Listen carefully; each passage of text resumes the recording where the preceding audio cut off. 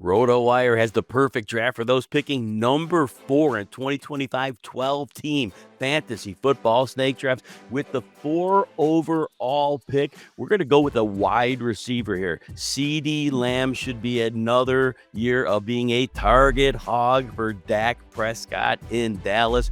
You also may not go wrong if Malik Neighbors falls here. Malik Neighbors had 171 targets last year. Again, I think Lamb is in a much more high-powered offense, so I do prefer Lamb.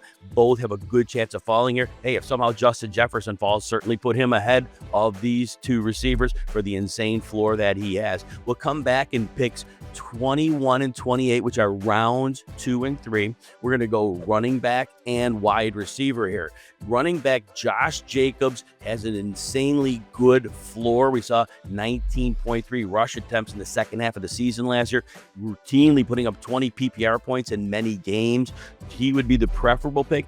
Otherwise, Breece Hall, bet on a bounce back this year. You'll take him ahead of the other running backs like Chase Brown and Kyren Williams. Breece Hall was the number 1 or number 2 running back off the board last year, but Breece Hall had an interview and said that he played last year through a sprained MCL. That explains why he wasn't the superstar that he was in his first year before his knee injury and his second year in his return from the knee injury. So buy back on Breece Hall if Josh Jacobs is not your choice. Wide receiver-wise, you have potential to get Garrett Wilson, always a target hog in New York, between 147 and 168 targets each year of his career. He'll get Justin Fields as his quarterback. Don't worry, Justin Fields led DJ Moore to a 1,360-yard, 8-touchdown season. Expect more of the same from Garrett Wilson. If those players don't work out, you could fall back to Devontae Adams, who should have a high floor with Matthew Stafford in Los Angeles, or Jackson Smith-Njigba. Talk about floors. I could see Smith-Njigba flirting with 160 targets this year. So those are all options at wide receiver. You get to the 4th and the 5th round. These are picks 45 and 52.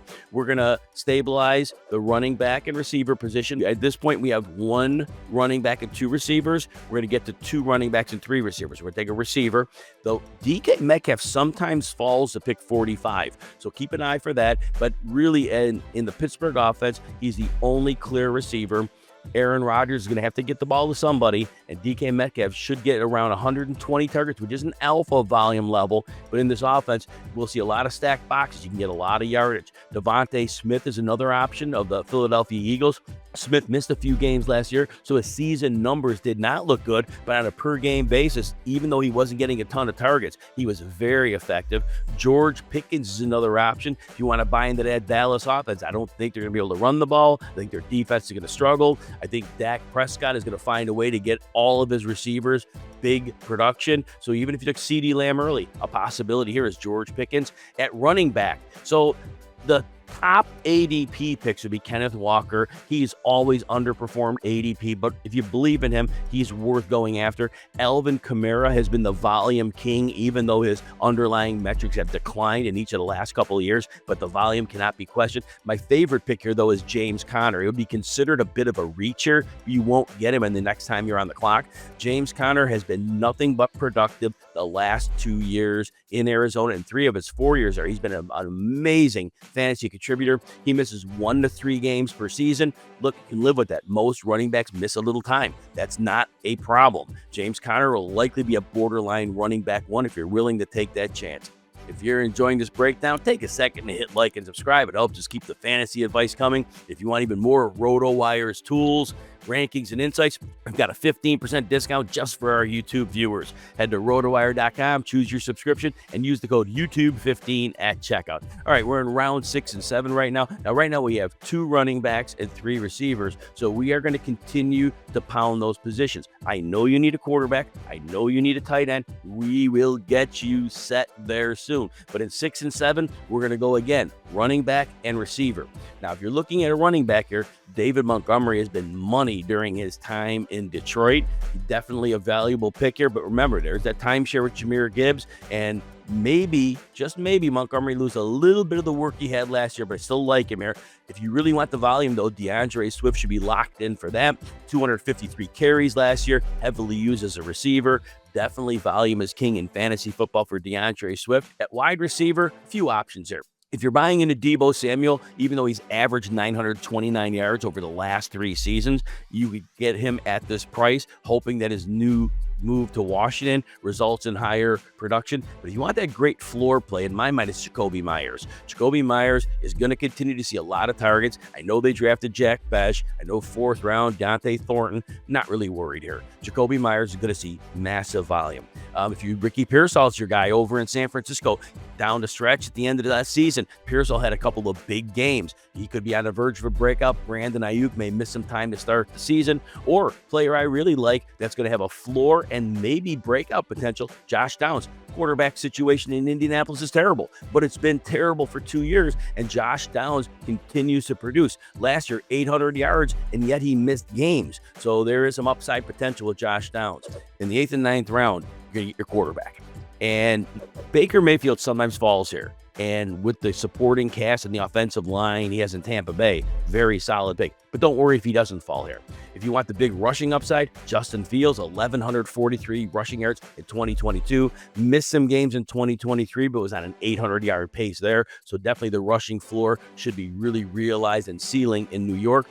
Love Dak Prescott. Dak Prescott could be on for one of those monster seasons. Remember, in Prescott's past, he has a quarterback 2, 3, and 7 finish. There have been some injury and poor seasons between there, but Prescott has a situation where he's probably going to have to throw a lot. He has great weapons. Now, great time to attack the tight end position.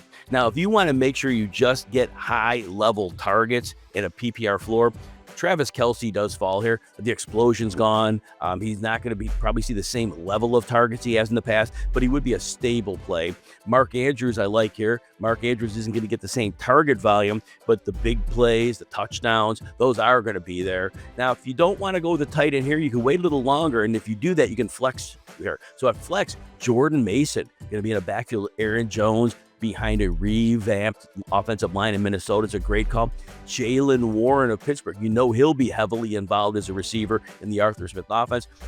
If you want to take a bet on Travis Etienne, bouncing back after a really disappointing season, if you hope that Liam Cohen is the answer to the problems in Jacksonville, that may be the choice going with Travis Etienne. If you want a wide receiver here, Keon Coleman's likely on the board. Remember, Keon Coleman, through weeks 2 through 7 last year, was starting to break out, and then he chipped a bone in his wrist and was not a factor the rest of the season. But Coleman should be the top outside receiver for Josh Allen, and he could have a definite spike in production.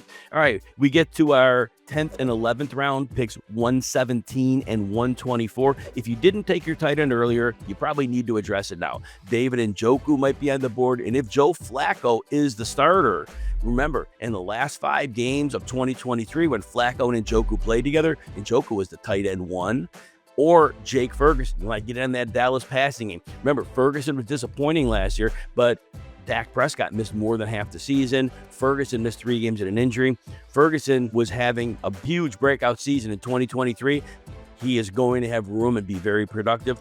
And the other thing is, now, if you took the tight end earlier, take 2 flexes here. If you're taking your tight end now, then 1 flex. Here's your pool. Christian Kirk, slot receiver now with the Houston Texans. I know they drafted Jalen Noel, but Kirk should be able to hold him off for this year. J.K. Dobbins, running back, Denver Broncos. We know Sean Payton has a great offensive line, and they love to run the ball, so there's an option there. Go to New England. Ramondre Stevenson right now could be the early down back over Travion Henderson. Tyjae Spears, very nice compliment to Tony Pollard, will be involved in the offense. Or Marvin Mims, doesn't get a lot of targets, but does a lot with bubble screens and deep shots over in Denver. This gets you through 11 picks. Beyond that, you need to go build depth, and ADP kind of is a party at that point. You really don't know what you're going to get. So at that point, you are all set for the perfect draft if you have pick 4 in the 2025 12-team snake draft.